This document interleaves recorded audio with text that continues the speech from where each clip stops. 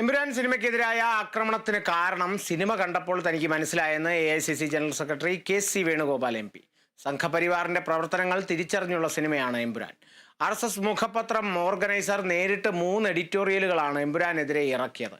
Kerala സ്റ്റോറിക്കും എമർജൻസിക്കും Kashmir ഫയൽസിനും accidental prime മിനിസ്റ്ററിനും അനുമതി കൊടുത്ത censor board തന്നെയാണ് എമ്പുരാനും അനുമതി നൽകിയതെന്നും KC വേണുഗോപാൽ തിരുവനന്തപുരത്ത് പറഞ്ഞു.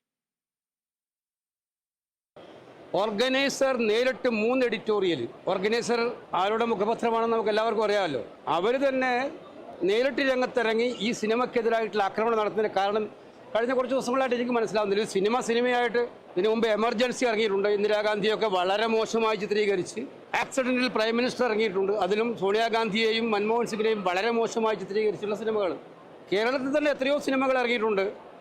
രാഷ്ട്രീയ നേതാക്കന്മാരെ വളരെ മോശമായിട്ട്, പാർട്ടികളെ മോശമാക്കി ചിത്രീകരിച്ചുള്ള സിനിമ.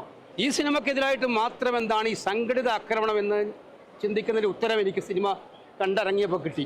തങ്ങളുടെ രാഷ്ട്രീയത്തിൻ്റെ പ്രവർത്തനങ്ങൾ തിരിച്ചറിഞ്ഞുള്ളൊരു സിനിമയായി മാറിയോ എന്നത് സാങ്കല്പികമാണെന്ന് അവർ പറഞ്ഞാലും ഇത് യാഥാർത്ഥ്യമാണെന്ന് അവർ സ്വയം തിരിച്ചറിഞ്ഞ് അവരുടെ കുറ്റം തിരിച്ചറിഞ്ഞതിനുള്ള ആമർഷം